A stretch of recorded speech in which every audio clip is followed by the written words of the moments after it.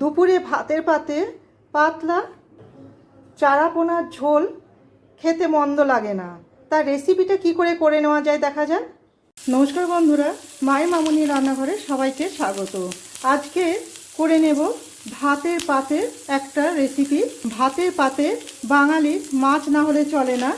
আর সামনেই পুজো, আজ তো পঞ্চমী পড়েই গেল।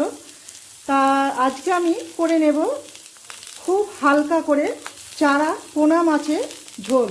আমি 6টা পটলকে লম্বায় কেটে নিয়েছি আর 3টে আলুকেও লম্বায় কেটে নিয়েছি, অর্থাৎ 3টে আলুকে 6 টুকরো আর 6টা পটলকে 12 টুকরো করে নিয়েছি।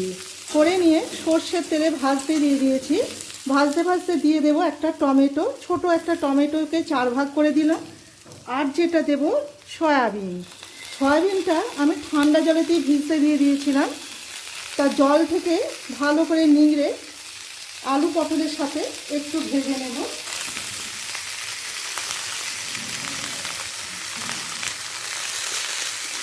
সয়াবিন আমাদের শরীরের জন্য কতটা উপকার এটা তো আর বলে দিতে হয় না, আপনারা সকলেই জানেন। দিয়ে দেব পরিমাণ মতো লবণ, দিচ্ছি 1/2 চামচেরও কম হলুদ গুঁড়ো। ভাজাটা হয়ে গেছে, এবার গ্যাসের ফ্লেমটাকে একবারে লোয়ে করে দিলাম।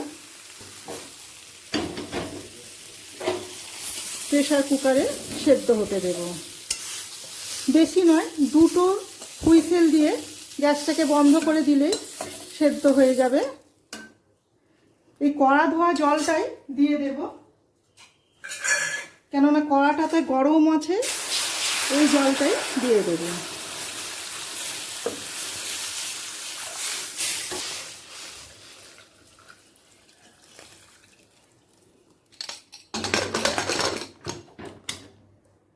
আমি 4 পিস চারাপোনা মাছ নিয়ে নিয়েছি।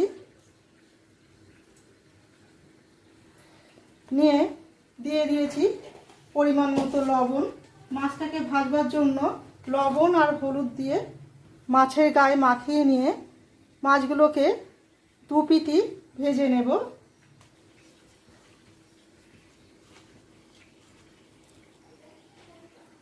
কড়াতে তেল দিয়ে মাছগুলোকে একে একে ছেড়ে দিচ্ছি।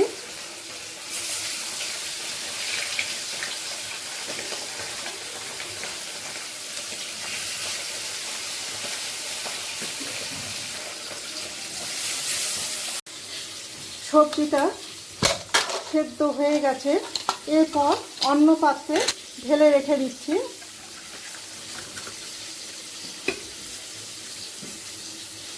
একটা বড়িও একই সাথে রেখে দিলাম। মাছের 2 পিটি ভাজা হয়ে গেছে, এরপর অন্য পাত্রে তুলে নেব।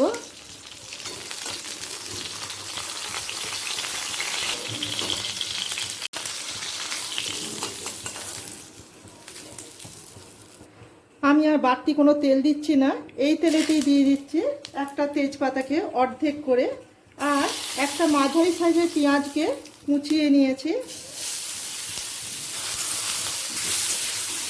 পেঁয়াজটা হালকা লাল হওয়া পর্যন্ত অপেক্ষা করব।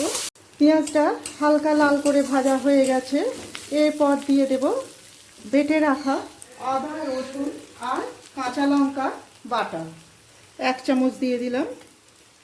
এরপর একে একে দিয়ে দেব পরিমাণ মতো লবণ। এর আগেও মাছটা ভাজবার সময় তো লবণ তো দিয়েছি, আর ঝোলটা করবার সময়তেও ঝোলেতেও লবণের পরিমাণটা একবারে সঠিক দিয়ে দিয়েছি। পেঁয়াজটা ভাজবার জন্য সামান্য লবণ দিলাম।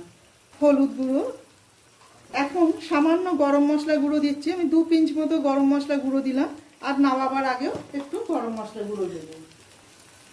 দিয়ে দেব 1/2 চামচ জিরে গুঁড়ো, 1 চামচ ধনে গুঁড়ো। ধনে গুঁড়োর পরিমাণটা জিরের চাইতে একটু বেশিই দিলাম।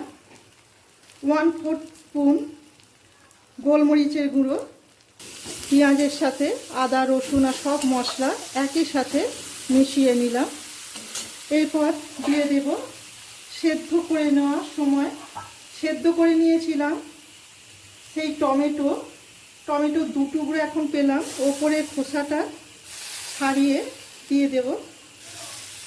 পেঁয়াজের সাথে কষিয়ে নেব। এবার পুরো মশলাটা সুন্দর করে কষিয়ে নেব। সামান্য চিনিও দিচ্ছি, চিনির পরিমাণটা আপনারা আপনাদের পছন্দ মতো দেবেন। আমি হাফ চামচ, চা চামচের হাফ চামচ চিনি দিলাম। মশলা থেকে খুব সুন্দর গন্ধ ভেসে আসছে।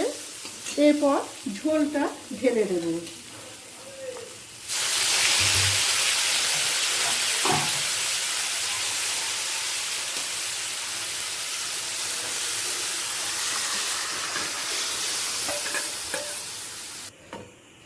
একই সাথে দিয়ে দেব মাছগুলোকেও।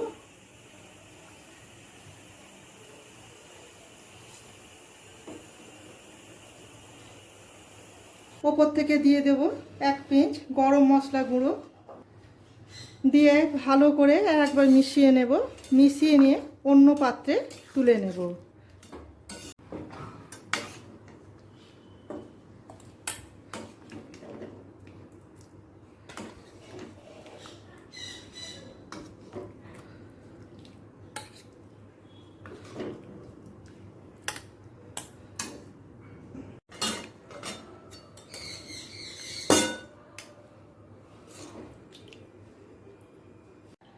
দুপুরে ভাতের পাতে পাতলা এই মাছের ঝোলের রেসিপিটা আপনাদের কেমন লাগলো অবশ্যই কমেন্ট করে জানাবেন। ভালো লেগে থাকলে একটা লাইক, শেয়ার আর সাবস্ক্রাইব করে রাখার অনুরোধ রইল। আমার চ্যানেলটিকে যারা সাবস্ক্রাইব করেছেন তাদের অসংখ্য ধন্যবাদ। আবার নতুন কোনো রেসিপি নিয়ে আপনাদের কাছে ফিরে আসব। সবাই ভালো থাকবেন। ধন্যবাদ।